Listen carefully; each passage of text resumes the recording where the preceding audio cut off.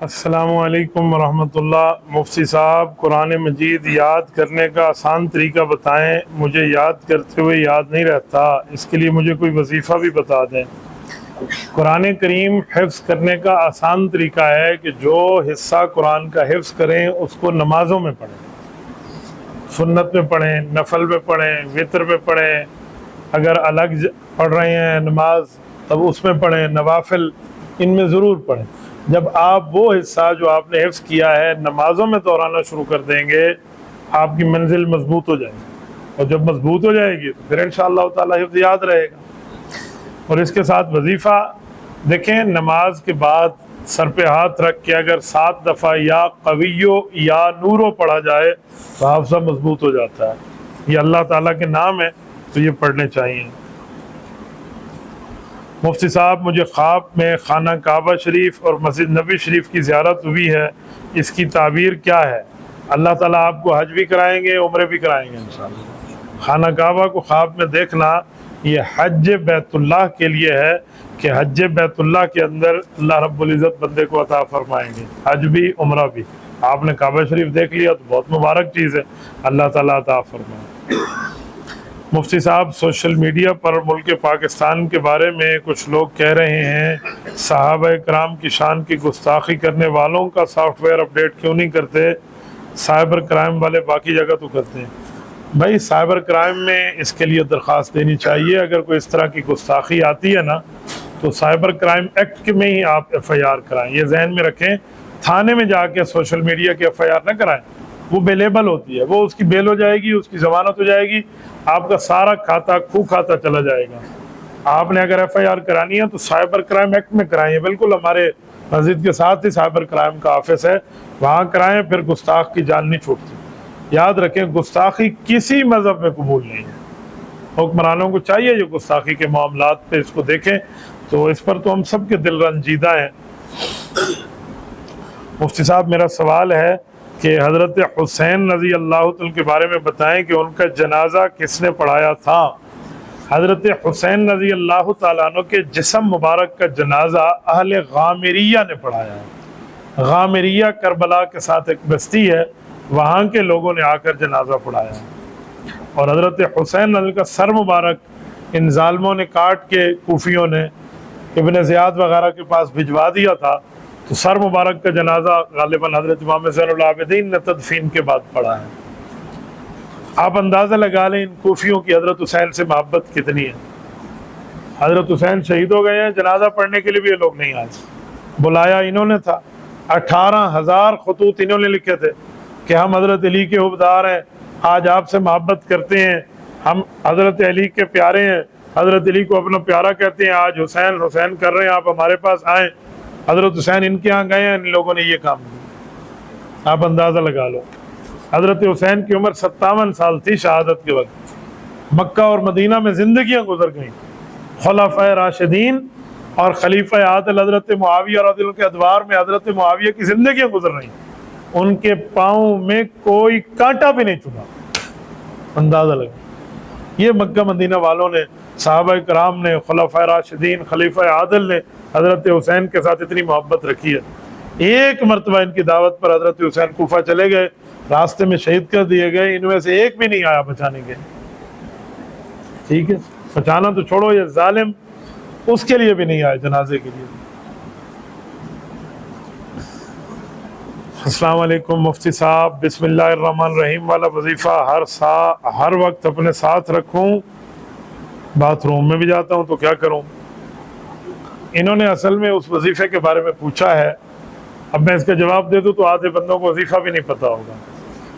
یکم محرم الحرام کو دن میں مفتی شفیع صاحب رحمۃ اللہ علیہ نے لکھا ہے جواہر الفقہ میں کہ جو بندہ 113 دفعہ بسم اللہ الرحمن الرحیم لکھ لینا، اس کے اللہ تعالیٰ حاجتیں پوری کرے گا۔ تو لکھ کے آپ گھر رکھ دیں تب بھی ٹھیک ہے، جیب میں رکھ دیں تب بھی ٹھیک ہے۔ اگر بٹوے میں ہو اور آپ باتھ روم جائیں تو اس میں تو کوئی حرج نہیں ہے نا۔ آپ کے پاس بٹوے میں نوٹ بھی تو ہوتے ہیں، اور اس نوٹ کے اوپر بھی محمد یعقوب لکھا ہوا ہوتا ہے، تو پھر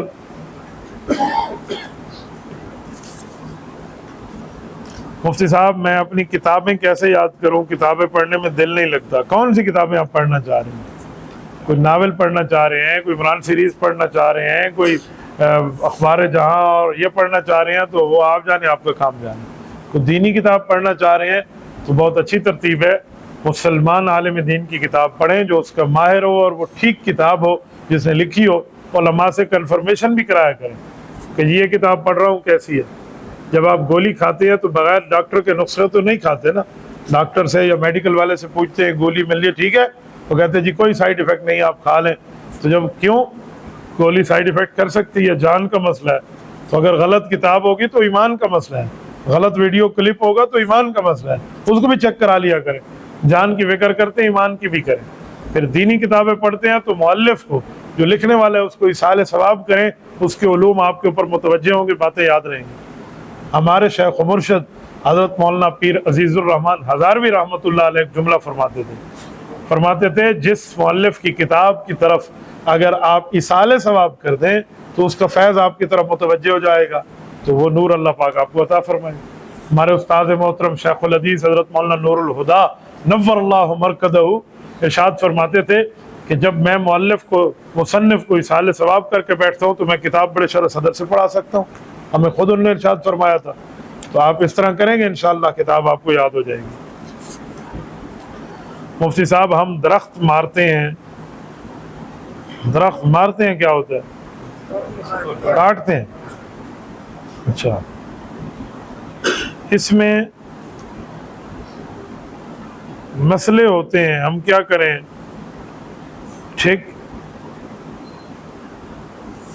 ٹھیکیدار کو ٹھمکیدار لکھ رکھا ہے. اب میں کیا جواب دوں؟ بھائی اپنا سوال واضح لکھو. آدھا سوال لکھیں گے مجھے کیا سمجھ آئے؟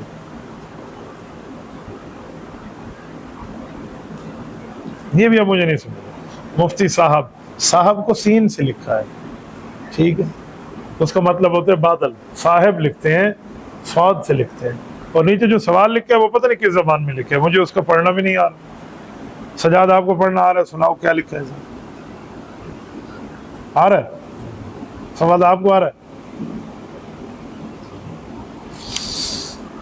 مفتی صاحب کوئی مسلمان دوسرے مسلمان کو قتل کرے، قاتل مسلمان یہ سمجھے کہ میں نے صحیح کیا، کیا یہ خارج اسلام ہوگا یا نہیں؟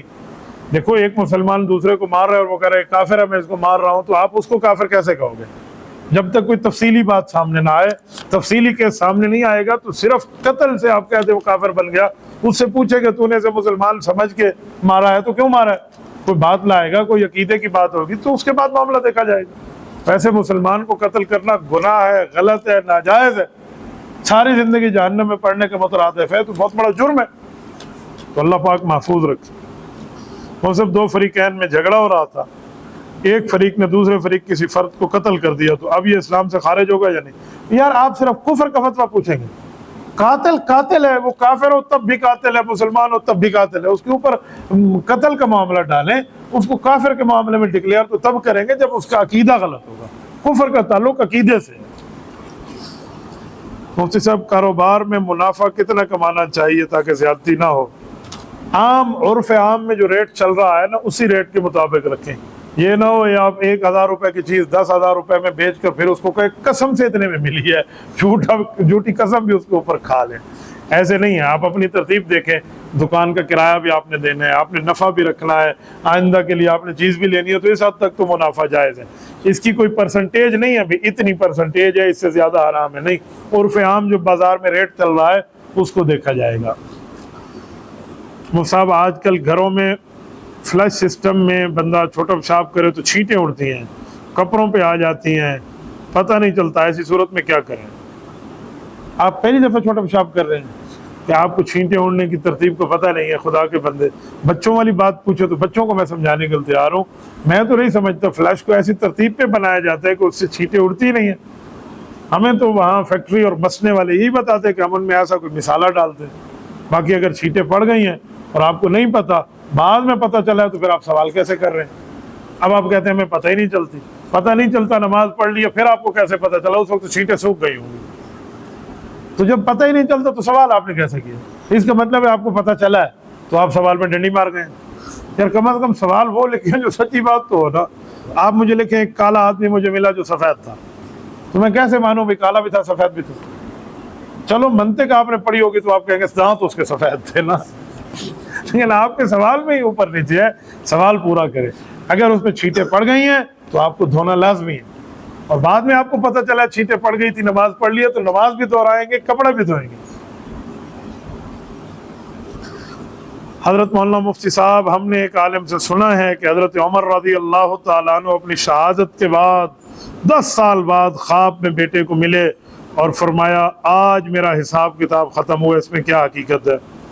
یار ایک ہے خواب، ایک ہے قرآن اور حدیث. زیادہ مضبوط دلیل کون سی ہوتی ہے؟ قرآن کہہ رہا ہے عمر جنتی ہے، حدیث کہہ رہی ہے عمر جنتی ہے. قرآن نے رضی اللہ عنہ کہا یا نہیں کہا صحابہ کے لیے؟ حضرت عمر ان میں شامل ہیں یا نہیں؟ بس ختم ہو گئی بات. تو انہیں تو کوئی قبر آخرت کا عذاب نہیں ہے. رہ گیا حساب. حساب پوچھا جاتا ہے تو اس کا یہ مطلب تھوڑی ہوتا ہے کہ عذاب ہو رہا ہے. ہر جگہ حساب پوچھنے کا معنی عذاب تو نہیں ہے. ایک آدمی کو میں کچھ پیسے دوں، بھائی آپ جائیں خرچ کر کے واپس آئیں، یار بتاؤ تو صحیح نا کوئی حال اول کیسے خرچ؟ انہوں نے کہا ایسے کیا ایسے کیا ایسے کیا. تھوڑا اس سے میں پوچھتا رہا یہ کیسے کیا یہ کیسے کیا یہ کیسے کیا. تو حضرت عمر اگر خواب میں آ کے کہہ رہے ہیں آج میرا حساب ختم ہوا ہے، تو ہو سکتا ہے 22 لاکھ مربع میل کا تفصیلی حساب اللہ تعالیٰ کی خدمت ان نے پیش کیا ہو. اس کو آپ عذاب نہیں بنا سکتے. یہ عذاب قبر نہیں ہے. صحابہ قبر کے عذاب سے محفوظ ہے، ذہن میں رکھنا چاہیے. لا تمس النار رانی اور رامن رانی. صحابہ اور تابعین کے لیے یہ مقام اور مرتبہ ہے کہ اللہ تعالیٰ نے ان کو قبر کے عذاب سے محفوظ رکھا. قبر کا عذاب ہو آخرت کا عذاب ہو، یہ ایک ہی جنس ہے. وہ قبر فوت ہونے کے بعد آخرت کا عذاب ہی ہوتا ہے نا. صحابہ ان سے محفوظ ہیں، اس پر کوئی اشکال آپ کو نہیں ہونا چاہیے. کچھ لوگ کہتے ہیں ایک حدیث میں ہے کہ نبی علیہ السلام گزرے تو 2 قبروں کو عذاب ہو رہا تھا، ایک کو پیشاب کے چھینٹوں کی وجہ سے، ایک کو چغلی کی وجہ سے. حضور پاک علیہ السلام نے لکڑی کاٹ دی، فرمایا جب تک یہ سوکھے گی نہیں عذاب سے بچے رہیں گے.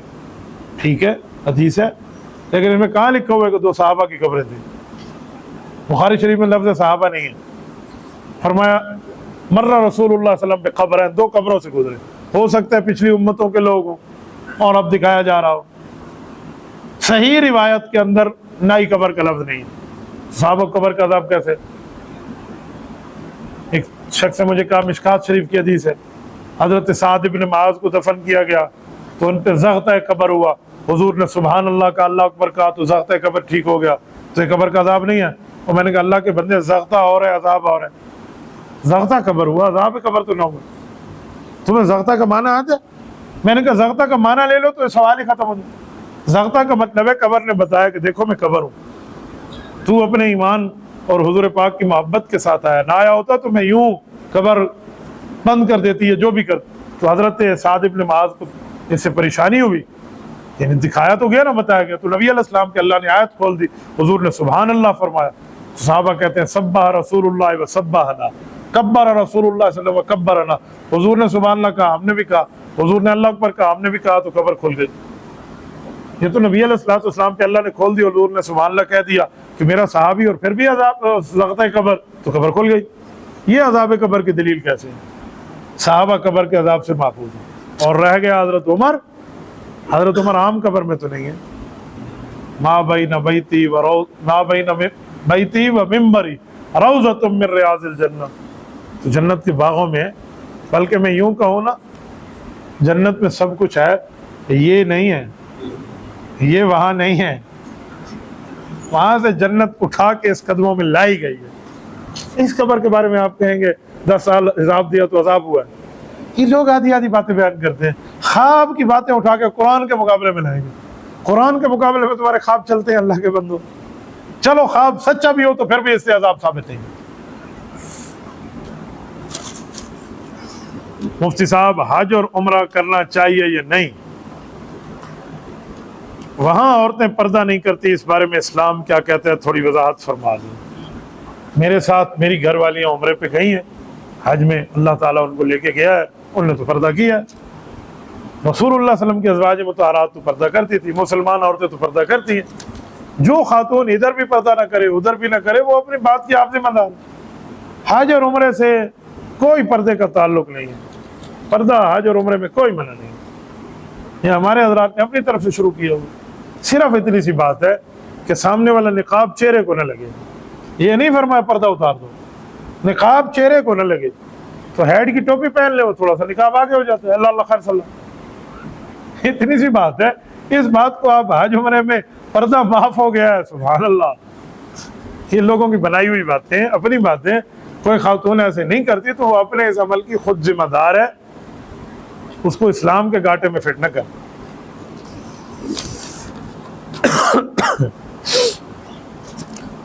مفتی صاحب، شادی پر لڑکی والے جو ڈیمانڈ کرتے ہیں، یعنی کہ گھر اور زیورات وغیرہ لڑکی کے نام کر دو پھر رشتہ دیں گے، ایسا کرنا چاہیے؟ یار آپ کسی خاتون کو اپنے گھر لا رہے ہیں اپنی بیوی اور عزت بنانے کے لیے، اگر اس کے نام آپ کوئی چیز کریں گے تو آپ یہ چیز سسرال کو دے رہے ہیں یا اپنے گھر کو دے رہے ہیں؟ مجھے بتائیں نا، آپ اپنے گھر سے لا دے موت پہنچی ہے۔ یار میں اپنی بیوی کو دے رہا ہوں تو بیوی کو جو میں لکھ کے دے رہا ہوں تو اپنے گھر میں ہی دے رہا ہوں نا، سورے کو تو لکھ کے نہ پیا لیتا، جو تو آپ کو مسئلہ ہے، سالے کو لکھ کے تو نہ پیا لیتا، پھر بیوی کو اگر کوئی لکھ کے دے رہا ہے تو اپنے گھر میں ہی لگا رہا ہے، اس پر کیا اعتراض؟ باقی کچھ نہ کچھ تو آپ کریں گے بھائی، حق مہر بھی دیں گے، اس کے علاوہ زیب و زینت کو سونا بھی آپ کو دینا ہوگا، کچھ تو کرو گے۔ اپنی بیٹی بیاہ کرتے وقت آپ کو یہ سوال یاد نہیں ہوگا، اسکوٹی ہے لکھوائیں گے، اپنے بیٹے کی شادی کرتے وقت آپ کو یاد آ جاتے ہیں، یہ بیٹا بیٹی کا فرق نہ کریں، ایک آنکھ سے دیکھیں جب خاتون گھر میں اپنی بہو کو بھی اور اپنی بیٹی کو بھی، تو پھر گھر میں امن ہوتا ہے۔ بیٹی کو تو کچھ اور سمجھے اور بہو کو کچھ اور سمجھے، تو اگر یہ اپنے گھر میں اپنی بہو کو کچھ اور سمجھے گی تو اس کی بیٹی دوسرے گھر کی بہو ہے، اسے کچھ اور سمجھا جائے گا۔ اس زمانے میں مجھے ایک بات کسی نے سنائی تھی کہ ایک خاتون کسی دوسری خاتون کے گھر میں گئی، اس سے پوچھا، سنا بیٹی شادی کرائی تھی تو انہیں بیٹی کی شادی، کیا حال ہے؟ انہوں نے کہا ماشاءاللہ بہت اچھا ہے، میرا داماد جو بھی کماتے ہیں میری بیٹی کی تلی تے آ کے رکھے تھے، انہیں ہاتھ تے آ کے رکھے تھے، اس کی ہتھیلی پہ رکھتے ہیں، اس کو دیتے ہیں، بڑی خوش و خرم میری زندگی بیٹی کی گزر رہی ہے۔ انہوں نے کہا اچھا ماشاءاللہ۔ کچھ عرصے بعد اس خاتون نے اپنے بیٹے کی شادی کی، بہو آ گئی، اب جو شوہر تھا یہ بھی کما کے اپنی بیوی کو آ کے دیتا تھا، ماں باپ کو تو دیتا بیوی کو بھی دیتا تھا، پہلے تو صرف ماں کو دیتا تھا نا، اب گھر والی کو بھی دے رہا ہے۔ اب خاتون پھر آئی، انہوں نے کہا سنا بیٹے کی شادی کی ہے تو کیا حال ہے؟ وہ ہے رن مرید پتر مینا، یہ شے کماندے زال دی تلی سر کے جو کماندے بیوی کو دیتے ہیں۔ جب یوں کہے گی خاتون تو یہ اگر ساس ماں نہیں بنے گی تو وہ ساس بھی پھر ماں نہیں بنے گی، ٹھیک ہے؟ اسی لیے یہ فرق نہیں کرنا، آپ کو کچھ نہ کچھ لکھوانا چاہیے۔ آج کل یہاں یہ نہ ہو نا، آپ یوں نہ دیکھیں کہ اسلام نے حکم کیا لکھے یا نہ لکھیں، یہ نہ دیکھیں، آپ آج کے حالات کو دیکھیں، ورنہ اسلام کے احکام میں اٹھا لو نا تو وہ شوہر اس میں پکڑے جائیں گے بیویوں کے حقوق میں۔ جب بیویوں کو بات پتہ چل جائے گی نا کہ حق کیا ہے تو پھر تمہارے حقوق سے زیادہ اس کے حقوق ہوں گے۔ اسی لیے مرد مجھ سے یہ نہ پوچھے تو فائدے میں رہیں گے۔ اب میں نہیں بتا رہا، میں کچھ چیزیں سینسر کر رہا ہوں کہ گفتگو جائے گی تو لوگ مجھے کہتے ہیں تو اشارے گاری رولا چپوائے۔ میں تھا گجرا والا میں، خواتین میں سے ایک خاتون کا مجمع تھا ماشاءاللہ، ایک عورت نے ایک سوال لکھ کے بھیجا، انہوں نے کہا میرا میاں مجھے میرا خرچہ اور میرے بچوں کا خرچہ بھی نہیں دیتا، اندازہ لگا، بچوں کا خرچ بھی نہیں دے رہا، اسکول کی فیسیں دیں فلاں ہے فلاں، وہ بھی نہیں دے رہا، میرا خرچہ بھی نہیں دے رہا، گھر کے کھانے پینے کے معاملات بھی تنگ دست ہیں، اور اس نے آگے لکھا کہ اللہ جانتا ہے کہ اس کے پاس پیسے ہوتے ہیں، بعض اوقات جیب میں بھی ہوتے ہیں، اسے پتہ ہے کہ میری بیوی چوری نہیں کرے گی، جیب سے نہیں نکالے گی، تو میں کیا کروں؟ مجھے کوئی وظیفہ بتا دیں تاکہ میں پڑھوں اور میرے میاں کا دل نرم ہو۔ میں نے اسے کہا بہن میں تمہیں وظیفہ بھی بتاتا ہوں اور حدیث بھی سناتا ہوں۔ وظیفہ تو میں نے بتا دیا کہ دل نرم ہوگا، یہ انداز میں پڑھ لیں۔ میں نے کہا حدیث تمہیں سناؤں؟ نبی علیہ السلام کے پاس ایک صحابی آئی ہیں، یا رسول اللہ میرا شوہر مجھے میرا خرچہ میرے بچوں کا خرچہ بھی نہیں دیتا، جیب میں اس کے ہوتے ہیں، کیا کروں؟ تو فرمایا اس کے جیب سے اتنا خرچ نکال لے جتنا اپنے اور اپنے بچوں پہ خرچ کر سکے۔ حضور علیہ السلام نے اس خاتون کو اجازت دی۔ میں نے کہا یہ حدیث بھی تمہیں سنا رہا ہوں۔ جتنے مرد بیٹھے تھے انہوں نے کہا مار سٹائی مولوی صاحب اتنے ساری لوگ تھی گئی ہے وہ تو مجھے جفاف کر سکے تھی، تو میں نے کہا بھائی وہ کام کریں بھی نہیں ہم۔ تو اس لیے مرد حضرات سے میں کہتا ہوں پھر یہ مسئلے نہ پوچھا کریں، وہاں حقوق کے معاملات تھوڑے زیادہ چلے جائیں گے، اسی لیے گھر میں حقوق نہ دیکھا کریں کہ آپ فٹا لے کر بیٹھ جائے پیمانہ، اے تیرے اتنے حق تے میرے اتنے حق، نہ بھائی، گھر جو ہے دلداری سے چلتے ہیں، یہاں حقوق کی باتیں نہیں ہیں، دلداری کی باتیں دیکھیں۔ اس طرح میں خواتین کو بھی کہتا ہوں کہ تم کہتی ہو ساس سسر کے خدمت میرا حق نہیں ہے، تو ٹھیک ہے، گھر میں ان ماں باپ کی خدمت کرتی تھی، ہم تو یہ ماں باپ مل گئے ان کے ساتھ بھی نرمی کرو، میں ساس کے کپڑے کیوں دھوؤں؟ تو ماں کے کپڑے دھوتی تھی، وہاں بھائی کے کپڑے دھوتی تھی، بہن کے دھوتی تھی، وہاں جھاڑو لگاتی تھی تو نوکرانی نہیں تھی، میاں کے گھر جھاڑو لگا دیا تو نوکرانی کیسے بن گئی؟ تو یہ بھائی دل جوڑنے والی باتیں کیا کریں، یہ حقوق کو آپ فٹ اٹھا کے اور پیمانہ اٹھا کے مجھ سے پیمائش کرائیں گے نا، پھنسیں گے زیادہ مرد اس میں۔ تو اس لیے بہتر ہے کہ دلداری کے ساتھ معاملہ چلائیں، اور اس طرح کی چیزوں سے آج کل لوگ نہیں لکھواتے تو پھر وہ خاتون کو تانے دیتے ہیں، تو پیو تو کروں گے نہیں کیسے؟ آپ یقین مانے میں اللہ کے گھر میں بیٹھا ہوں، ہم ایک گھر میں گئے ہیں راضی نامہ کرانے، خاتون کو تانے دے دے کہ سسرالیوں نے ناک دم کر دیا اس عورت، غریب بندہ ہے اس کا ابا، خاتون میکے سے جو وہ لائی ہے نا صوفے سیٹ وغیرہ، وہ شاید کسی ہلکی لکڑی کے ہوں گے، کوئی دیار ویار کے نہیں ہوں گے، کوئی چائنا پڑتل چلتل کو جو عام اس کے شاید ہوں، کو تو کیڑا کھادی پیا ہے، تو گندی لکڑی ہے، میں کاٹھی چاک۔ وہ دوسرے دن سے تانے شروع، جب میں نے معلومات کی کہ یار دوسرے دن تم نے بھابھی کو تانے دیے، کیا ہوا؟ تو پتہ یہ چلا کہ محلے کی ایک بوڑھی خاتون آئی ہے، اس کا بیٹا بھی دکاندار ہے، تو اس کے ابا نے اس کے بیٹے سے یہ سیٹ نہیں لیا تھا، کسی اور سیٹ سے لیا اس کی دکان سے، تو وہ آ کے کاٹھی کو کھڑکا کے آتی ہے نا وہ عورت، ایسے لکڑی کو ایسے کام دی لکڑی رہے فضول جھاتو کھیل گیا، اسی پر لڑائی پڑ گئی۔ اور 10ویں دن ہم نے جا کے پھر راضی نامے کرائے، تو میں نے انہیں کہا یار تمہیں تمہارے سسر نے جگر کا ٹکڑا کاٹ کے دیا، تم اسے تانے دے رہے ہو؟ یہ خاتون جہیز میں ٹکا بھی نہ لاتی، نہ تیری ذمہ داری تھی تو اپنی بیوی کے لیے کما، شکر کر کچھ لے تو آئیے۔ یار مجھے ایک بات بتائیں، آپ جتنے بیٹھے ہیں، آپ اگر بہنوں کے بھائی ہیں، جب بہن گھر سے رخصت ہو رہی ہوتی ہے، بہن بھائی میں 100 لڑائی ہو، جب وہ ڈیوڑی سے نکل رہی ہو، بھائی کے دل پہ کیا بیت رہی ہے؟ ہم سارے بہن بھائیوں والے بیٹھے ہیں۔ یا اگر کوئی والد ہے جس کے سینے میں بیٹی کے لیے پیار ہے، وہ ذرا مجھے بتایا کہ جب اس کی بیٹی رخصت ہو رہی ہوگی کیا حال ہوگا۔ میری 7 بہنیں ہیں، جب ہماری بہنوں کی شادی ہوئی نا، میں نے اپنی ابا اور اماں کے چہرے کو پڑھا ہے اس وقت، کتنے خوش ہوتے ہیں، لیکن جو ان کے چہرے پر جدائی کا وہ ایلیمنٹ نظر آ رہا ہوتا ہے نا، وہ فیلنگز ہیں، وہ احساس۔ میں کتنے نکاح پڑھا چکا ہوں آج تک، اللہ ان سب نکاحوں کو برقرار رکھے۔ میں اب نام لیے بغیر بتاتا ہوں، سارے خوش بیٹھے ہوتے ہیں، بیٹی کا جو باپ ہوتا ہے نا، وہ سسر جس کی بیٹی کی شادی ہو رہی ہے، اس کی آنکھوں میں آنسو ہوتے ہیں دعا کے وقت، جب ہم دعا کر رہے ہوتے ہیں نا کہ اللہ اس گھر کو بسا دے، اللہ اس گھر کو خوش و خرم رکھے، وہ بیٹی کا ابا وہ رو رہا ہو۔ میرے ایک شاگرد ہے، میرا بڑا قریبی تعلق ہے، میں نے ان کا نکاح پڑھایا، ان کے سسر رو رہے تھے، میں نے اس کو اٹھو جا کے سسر کے آنسو صاف کرو اور اسے گلے لگ کے کہو کہ میں آپ کی بیٹی کو خوش رکھوں گا۔ میں کیوں آکا؟ میں نے کہا اب یہ کہنے کا وقت ہے، جا یہ کہہ، تیرا یہ لفظ اس کو پوری زندگی یاد رہے گا، جا کہہ۔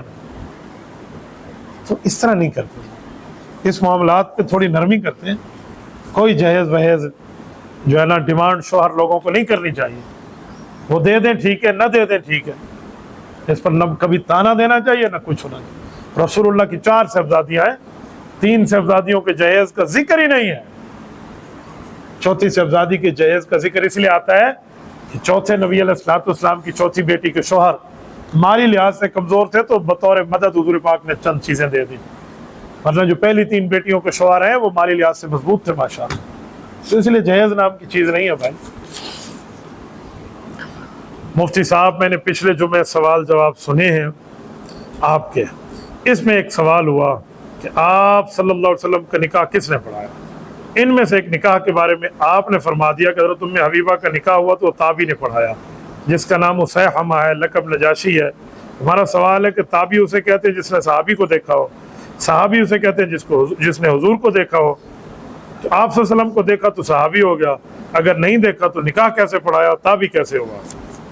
پہلے تو میں آپ کو سلام کرتا ہوں کہ آپ نے میرا سوال جواب سنا اور اس پر غور سے سوال لکھا، اچھا سوال ہے، اس کے دماغ میں آیا، اس نے سوال کیا، پہلے تو آپ کو شاباشی ہے کہ آپ سوچتے ہیں اور اس پہ سوال کرتے ہیں، جزاک اللہ۔ ایسا مائنڈ سیٹ چاہیے کہ سمجھ نہ آئے تو بندہ پوچھ سکے۔ دوسری بات، حضور کا نکاح ایک تابعی نے پڑھایا، میں نے کہا نکاح پڑھانے کے لیے شوہر کی موجودگی تو ضروری نہیں ہوتی، نکاح بطور وکالت بھی پڑھایا جاتا ہے۔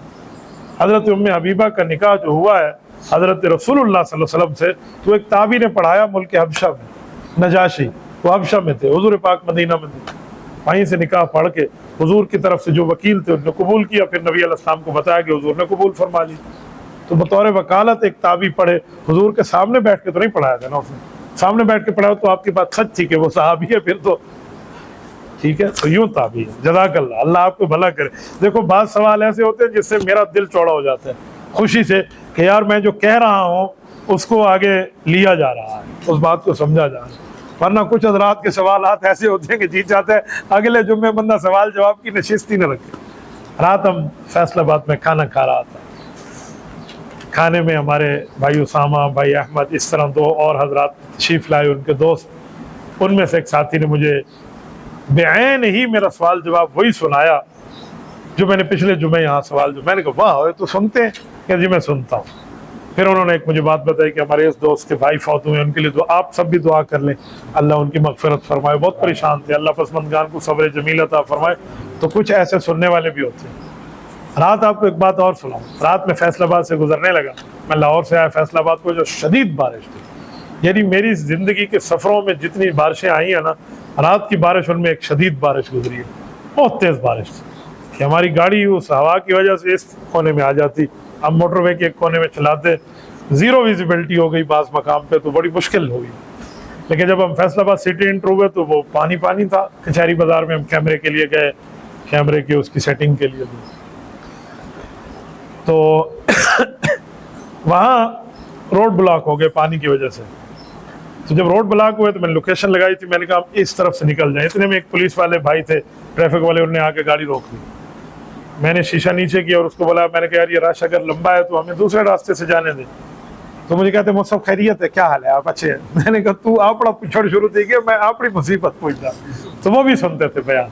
تو یہ سوال جواب کے ایسے جب میرے سامنے کارگزاری اور فیڈ بیک آتا ہے نا تو دل خوش ہوتا ہے کہ یار لوگ سنتے ہیں۔ تو اس بھائی نے بھی ماشاءاللہ اچھا سوال کیا، اللہ ان کو سلامت رکھے۔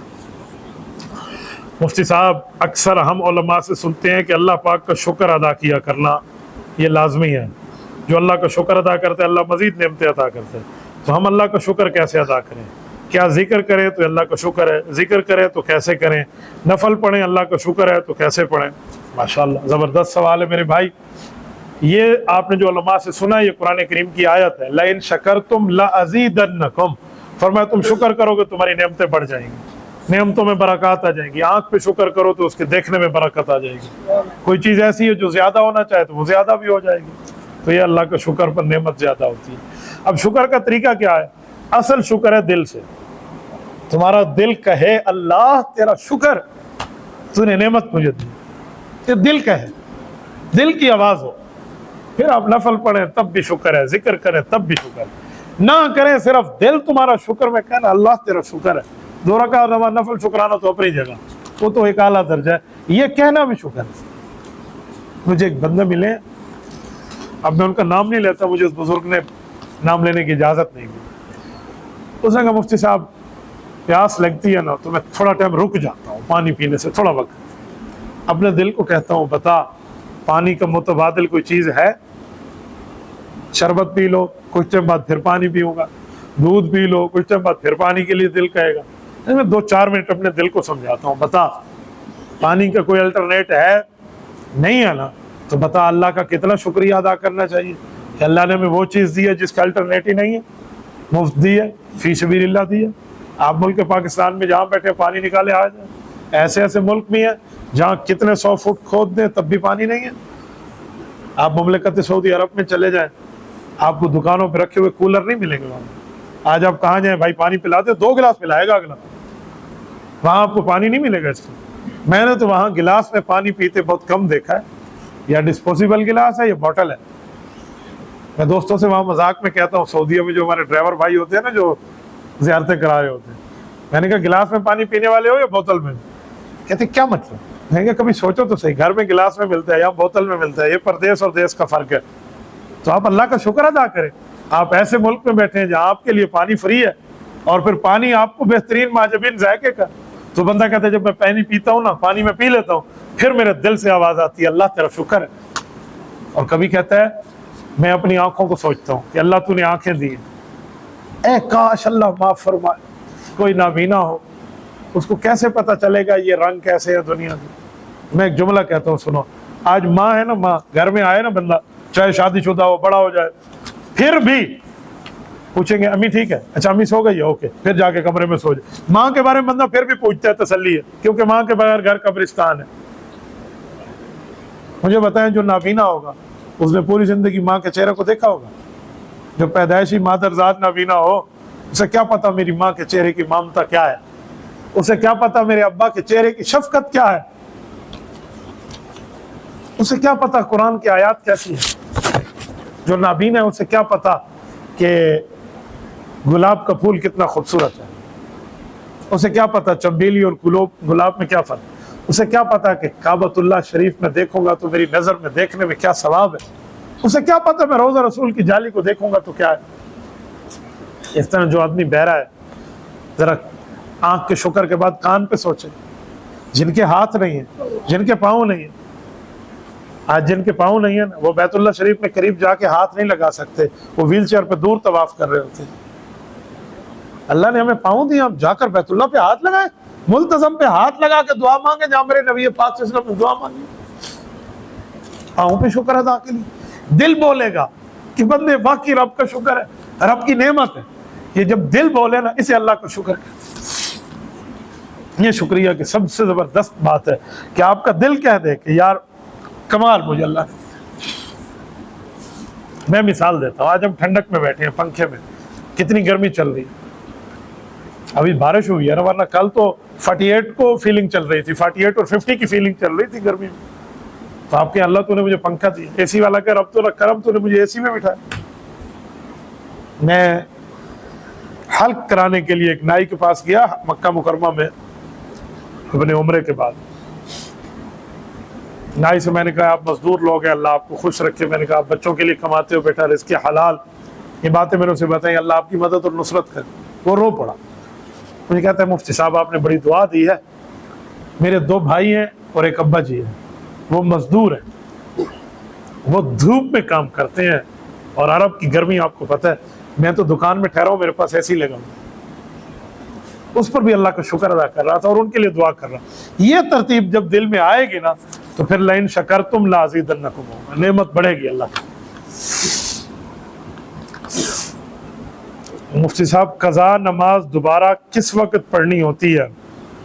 کیا فجر کی نماز کے بعد اور عصر کی نماز کے بعد قضا نماز پڑھ سکتے ہیں؟ میرے بھائی جب نماز قضا ہو جائے بہتر ہے جتنا جلدی ہو سکے اس کو ادا کریں، ٹھیک ہے؟ 3 وقت ہے جس میں کوئی نماز آپ نہیں پڑھ سکتے، جس وقت سورج چڑھ رہا ہو عین اس وقت، جس وقت سورج درمیان میں ہو زوال سے پہلے کا وقت، زوال کا شروع ہونے کا وقت، جس وقت سورج عین وقت میں غروب ہو رہا ہو آخری 4-5 منٹ، اس میں تو آپ نہیں پڑھ سکتے۔ اس کے علاوہ دن رات میں کسی وقت کوئی نماز آپ لوٹانا چاہیں آپ لوٹا سکتے ہیں۔ یوں نہیں ہے کہ ظہر میں ظہر لوٹے گی، عصر میں عصر لوٹے گی، مغرب میں مغرب لوٹے گی، یوں نہیں ہے۔ ظہر کے وقت میں عصر لوٹا دے، عصر کے وقت میں فجر لوٹا دے، فجر کے وقت میں عشاء لوٹا دے، لوٹتی ہے۔ یہ اللہ کا قرضہ ہے، جب بھی ادا کرے ہو جاؤ گے۔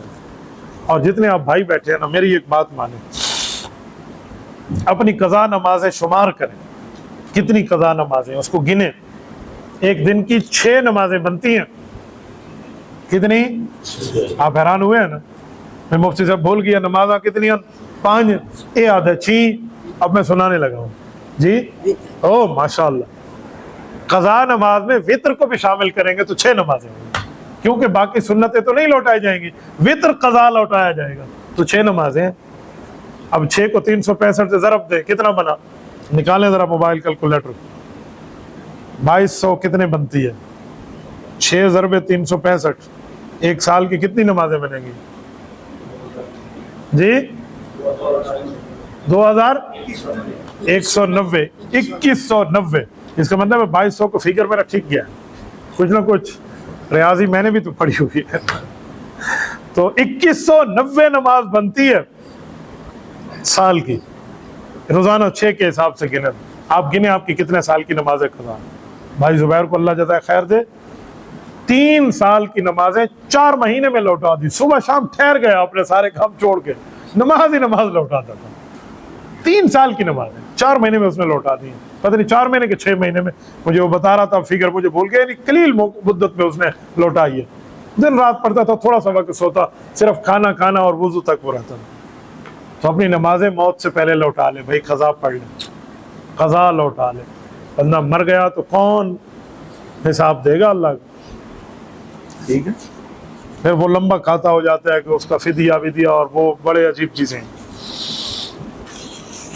اب یہ دیکھیں، یہ 2 خط ہیں، یہ سوال ہے، یہ پورے خط لکھے پہ حضرت اللہ تعالیٰ کو خدا حج دینے ہوئے، یہ لمبی چیزیں لکھیں نہیں، مختصر سوال لکھا کرو، ہے رشید کہ ہے ڈیزائن نال ترتیب نال ایک لائن چھوڑ کے لکھا ہے۔